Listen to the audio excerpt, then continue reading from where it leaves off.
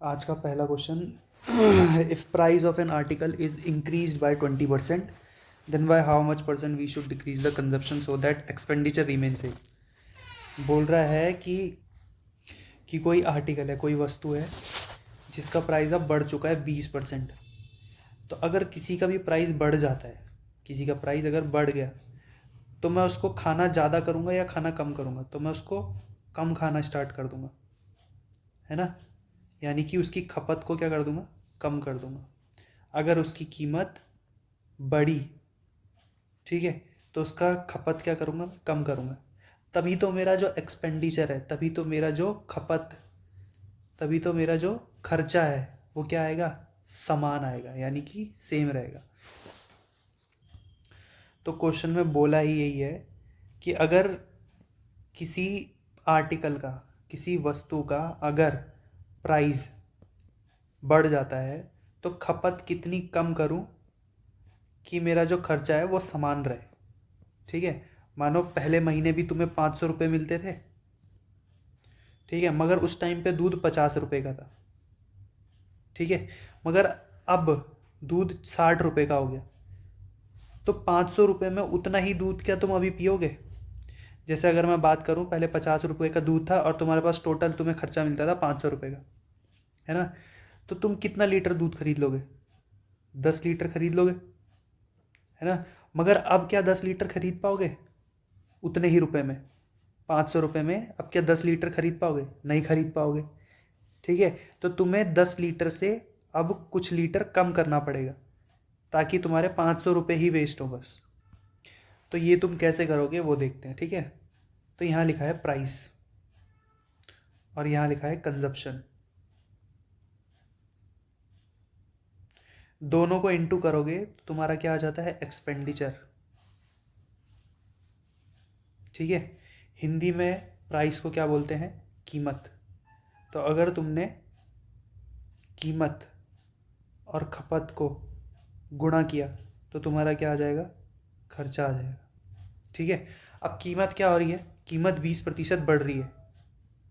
20% मतलब 1/5 बढ़ रही है, ठीक है। तो कीमत पहले मान लेता हूँ कि 5 रही होगी, यहाँ 5 लिखा है ना क्योंकि। तो अब कीमत 1 बढ़ गई तो कितनी हो गई, 6 हो गई। और खर्चा क्या रखना है तुम्हें, समान रखना है। समान मतलब सेम रखना है। तो पहले जितना खर्चा होता था अभी भी उतना ही होना चाहिए, ठीक है। तो खुद सोचो, अगर समान रखना है इसको, सेम रखना है इसको, तो कीमत अगर बढ़ रही है तो खपत क्या होनी चाहिए, कम। तो खपत कितने में कम होगी खपत? जैसे 5 से 6 बढ़ रही है तो इसका उल्टा हो जाएगा, 6 से 5, ठीक है। तो अगर कीमत 5 से 6 हुई है तो इसका उल्टा कर दो, 6 से 5, तो खपत क्या होगी, 6 से 5 हो जाएगी। अब देखो कम हुई ना, ये कितनी कम हुई, 1 कम हुई। तो यहाँ लिख देंगे 1 कम हुई, किस पर, पुरानी वाली पे, 6 पे, ठीक है। तो 1/6 कम हुई, मगर मुझे प्रतिशत में निकालना है तो इंटू 100। 1/6 को मैं 100% से इंटू करूँगा, क्यों, क्योंकि मुझे प्रतिशत में चाहिए। अब तुम्हें पता है 1/6 को हम प्रतिशत में क्या बोलते हैं, 16 सही 2/3%। खपत को क्या किया हमने, कम, ठीक है। अगला क्वेश्चन समझेंगे, उसमें अच्छे से समझ में आ। देखो अगला क्वेश्चन क्या है, if the price of an article is increase by 16/3%, यदि वस्तु का मूल्य 16 सही 2/3% बढ़ जाता है, ठीक है, then by how much percent we should decrease the consumption. तो ज्ञात कीजिए उसकी खपत कितनी कम करी जाए ताकि मासिक खर्चा समान रहे, so that the expenditure remains same. अगर हमारा प्राइस बढ़ गया तो हमें कंजप्शन कितना कम करना पड़े ताकि मेरा खर्चा सेम रहे। तो उसके लिए क्या करना पड़ेगा, पहले यहाँ लिखो प्राइस इनटू कंजप्शन क्या होता है, एक्सपेंडिचर। और हिंदी वाले क्या बोलेंगे इसको, प्राइस मतलब कीमत, कंजप्शन मतलब खर्चा, और दोनों का, ओ सॉरी, कंजप्शन मतलब खपत, कितना कंज्यूम किया, कितना कंज्यूम किया, कितना खपत की। अच्छा, इन दोनों को अगर मैं गुणा करूँगा तो क्या आएगा, मेरा खर्चा आएगा। खर्चा कैसे रखना है, समान, यानी कि सेम रखना है। अब कीमत क्या हो रही है तुम्हारी, बढ़ रही है। कितनी बढ़ रही है, 16 सही 2/3%। ठीक है, 16 सही 2/3% कितना होता है, 1/6। यानी कि पहले 6 रही होगी कीमत, अब कितनी हो जाएगी, 1 बढ़ गई यानी कि 7 हो गई। तो खपत क्या हो जाएगी इसकी उल्टी, ये क्या है 6/7, तो ये कितना हो जाएगा 7/6। तो कितनी कम करी हमने खपत, 1 कम करी। पहले हम 7 खाते थे, अब 6 खाते हैं, तो 1 कम खाने लग गए हम। तो कितना कम खाने लग गए उसने, यही तो पूछा था। तो 1 कम खाने लग गए किस पर, पुरानी वाले पे, यानी कि 7 पर। और गुणा क्या कर देंगे, 100। तो 1/7 को अगर मैं 100 से गुणा करूँ तो कितना आता है मेरा, 14/7%। 14 सही 2/7%। क्या किया हमने, खपत को कम। एक और क्वेश्चन समझो, इसमें पूरा आ जाएगा। इफ प्राइस ऑफ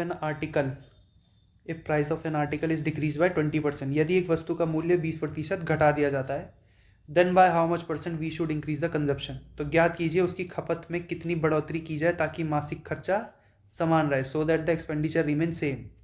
तो इस बार क्या है, कि प्राइस हमारा बढ़ने वाला नहीं है, इस बार हमारा प्राइस कम होगा। तो अगर तुम्हारी मम्मी मंडी में देखती है कि भाई प्राइस कम होने वाला है ना, आलू का प्राइस कम होने वाला है, तो जैसी प्राइस कम होने वाला होगा तो तुम्हारी मम्मी क्या करती है, तुम्हारी मम्मी आलू ज़्यादा खरीदने लग जाती है। यानी कि अगर कीमत कम हुई तो खपत क्या कर सकता हूँ मैं, ज़्यादा कर सकता हूँ, खाना मैं ज़्यादा खा सकता हूँ। ठीक है, उतने ही रुपए में अब मैं ज़्यादा खाना खा सकता हूँ, क्योंकि अब कीमतें घट चुकी है। तो उसने यही पूछा कि अगर कीमत घट चुकी है तो मैं कितनी खपत अब ज़्यादा कर सकता हूँ उतने ही खर्चे में। तो देखो, अब कीमत थे 20% कम हो रही है। 20% बोलने का मतलब कितना होता है, 1/5। यानी कि पहले 5 रही होगी कीमत, अब कितनी हो जाएगी, 1 घट जाएगी यानी कि माइनस हो जाएगी। तो कितनी हो जाएगी अब 4। और खर्चा क्या रहना चाहिए, सेम।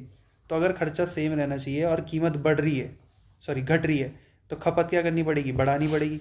अगर ये 5 से 4 है कीमत, तो खपत कितनी हो जाएगी, 4 से 5। अब देखो, पहले 4 खाते थे, अब हम 5 खाने लग गए, क्योंकि कीमत क्या हो गई, घट गई। कितना ज़्यादा खाने लग गए हम, 1 ज़्यादा खाने लग गए। तो 1 ज़्यादा खाने लग गए किस पर, पुराने वाले पे, 4 पे। और गुणा क्या, 100।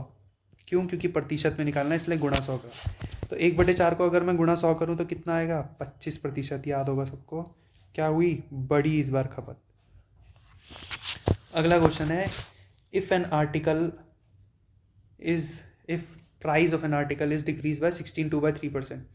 यदि एक वस्तु का मूल्य 20% घटा दिया जाता है, then by how much percent we should increase the consumption so that expenditure remain same. तो ज्ञात कीजिए उसकी खपत में कितनी बढ़ोतरी की जाए ताकि मासिक खर्चा समान रहे। देखो, प्राइस, कंजप्शन और एक्सपेंडिचर, ठीक है, इन दोनों को इंटू करेंगे तो खर्चा आता है। कीमत, खपत को अगर गुणा करूं तो क्या आता है, खर्चा आता है।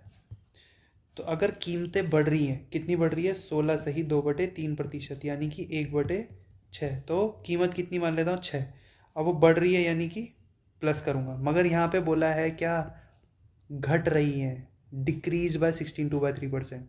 20% घट जाती है, तब क्या करना पड़ेगा, माइनस करना पड़ेगा, है ना। तो इस बार क्या कर दिया मैंने, माइनस। तो 6 में से 1 गया, कितना आएगा, 5। यानी कि पहले कीमत थी 6, अब हो गई 5। और खर्चा मुझे क्या रखना है, समान, यानी कि सेम रखना है। पहले भी 500 खर्च करता था, अभी भी 500 खर्च करता हूँ, मान रहा हूँ ये मैं, असली में नहीं है ऐसा। कुछ भी मान सकते हो, 100 या 200, कुछ भी। तो ध्यान से देखो, अगर खर्चा समान रहेगा तो खपत को क्या करना पड़ेगा, कीमत का उल्टा। तो कीमत कितना है, 6 से 5, तो खपत क्या कर दो, 5 से 6। तो कितनी खपत बढ़ गई, अब पहले 5 खाता था, अब उतने में ही मैं 6 खाता हूँ। तो कितनी ज़्यादा खाता हूँ, 1 ज़्यादा खाता हूँ। तो 1 ज़्यादा खाता हूँ किस पर, पुरानी वाले पे, 5 पे, गुणा 100%। ठीक है, तो 1/5 कितना होता है प्रतिशत में, 20%। बढ़ गया इसलिए ऊपर वाला साइन। देखो, अगला क्वेश्चन क्या है, the sales of a cinema ticket is increase by 20%। Cinema की टिकट की बिक्री 20% से बढ़ जाती है। And the price of a ticket is increase by 16/3%। तथा मूल्य भी 16 सही 2/3% बढ़ जाता है। Find the percentage change in its revenue. तो ज्ञात कीजिए आमदनी में कुल प्रतिशत परिवर्तन क्या होगा। तो क्वेश्चन की पहली स्टेटमेंट क्या थी, the sales of a cinema ticket is increase by 20%। मतलब जो उसकी बिक्री है वो 20% बढ़ जाती है, ठीक है। तो एक तो हो गया सेल्स जो कि बढ़ रही है कितनी से, 20%। 20% बोलने का मतलब है 1/5, ठीक है। फिर दूसरी चीज़ बोल रहा है कि साथ में प्राइस भी बढ़ रहा है। तो प्राइस कितना है, 16 सही 2/3% बढ़ रहा है, यानी कि 1/6 बढ़ रहा है, तो प्लस लगा दिया, ठीक है। और दोनों को अगर मैं गुणा करूं तो मेरा क्या आ जाएगा, रेवेन्यू। रेवेन्यू बोलने का मतलब कमाई आ जाएगी, ठीक है। बिक्री